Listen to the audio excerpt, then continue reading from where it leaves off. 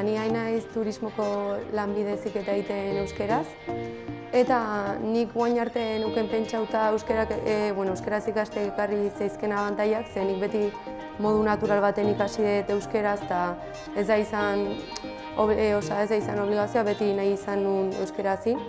Baina abantaietako bat esan barra balima nuken izango zen hizkuntza gehiago betzea, hizkuntza sustatzea eta hoxe.